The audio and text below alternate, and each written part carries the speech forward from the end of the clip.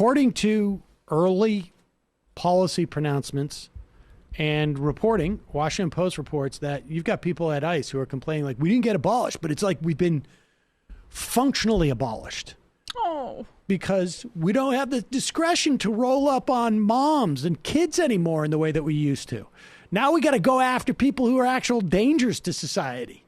Damn, our kidnapping capabilities are being rolled back? It's no more like wait for people to go and deal with a court case because they're getting abused in a domestic abuse situation. We can't go roll up on that woman. Damn, the human rights is just such an obstacle to us feeling powerful. Here is Brian Kilmeade, Fox and Friends. MVP of bad takes, maybe, honestly. He's up there.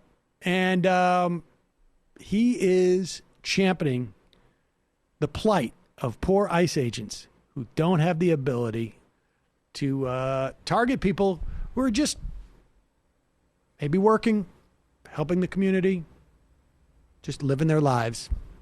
Here's Brian Kilmeade. But now, a look at ICE and the reorientation of ICE has many concerns, especially those people on ICE who go out and try to round up people, criminals who snuck in here illegally, especially those who have committed crimes. Now, according to a... Pause it. Round up criminals. Now, he has to put in that little clarification there, like particularly ones who have actually committed violent crimes.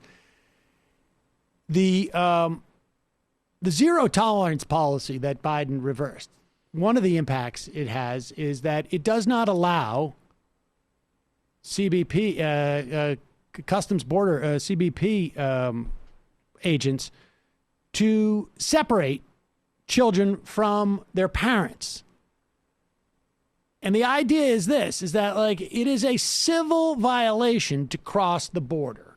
When you criminalize it and make it something other than that, cross the border without documentation. When you make it something other than that, when you make it the equivalent of committing a crime like selling illicit materials or assault or something like that, then you can separate the children. That's what they wanted to do. Well, it was also the case that ICE used to have as its focus prosecutorial discretion. We're going to focus on people who are here without documents, who have committed what we all consider to be a crime, like they've stolen something, or they've assaulted someone, or they've carried a handgun and not supposed to, or they've sold drugs, or whatever it is. Whatever is a actual crime that, let's say, an American citizen could commit. And in the course of doing that, they are functioning like police do, and they're getting violent criminals off the street, ostensibly. And now they're being told, you got to go back to that.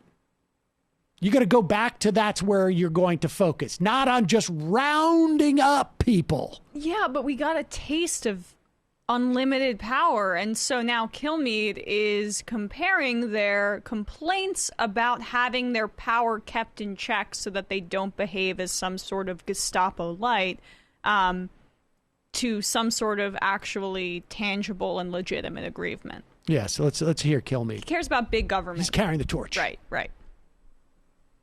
Who go out and try to round up people, criminals who snuck in here illegally, especially those who have committed crimes. Now, according to the new ICE operational plan, they will no longer seek to deport immigrants for crimes such as driving under the influence, and assault, and will focus instead of national security threats and recent border crossers.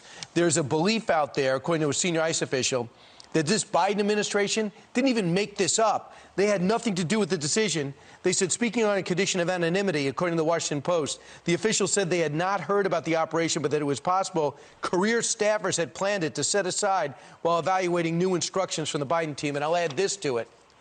They are now going to have to get permission from Washington to go and pick up some of these hoodlums who are nesting somewhere in this country. They can't go do it on their own, following their own leads. Can you imagine that? Having to call someone in Washington to tell them about how they're tracking down illegals here, drug traffickers, before they knock on their door? You see how he conflates this stuff, right? At first, he says, like, they're rounding up people, criminals, especially the ones who've committed crimes. Oops. He's criminalizing people who are here without documentation, period. Now, those people are no more criminals than, I don't know, you are if you haven't paid your parking ticket. It's a civil offense. Or if you get a speeding ticket. You're actually less criminal probably than somebody who buys their pharmaceuticals from Canada. Or, Rush Limbaugh. Or Rush who was caught with... Well, I mean, he was specifically trying to skirt... did he get deserved to... Is he... Would they have... Did he get deserved? Was he nesting? Right, exactly. I mean, should he be broken up from his family and separated from them for that very reason? I mean, that was his argument with the DUI. Really? That's what Kilmeade now, said. It's not to say that they don't go after people who go and get a DUI. They get arrested, they get tried, and they get exactly as you would if you were deported. It's just you don't bring in federal agents to deal with this. I mean, and they may even get deported. I don't even know. I don't even think that's what Biden's saying. It's exactly what you're saying. ICE doesn't need to be involved. This shadowy federal agency that wasn't in existence before 9/11. And now the Republican media propaganda apparatus and Republican politicians and some Democrats, including Joe Biden, who isn't going to even actually abolish ICE, are pretending like this is some institution that was enshrined in the Constitution. Never forget how small people's imaginations are politically and how unwilling they will always be to roll back powers that were created. So that's why you have to be as careful as possible with the institutions that are established by the federal government. No matter who the leader is.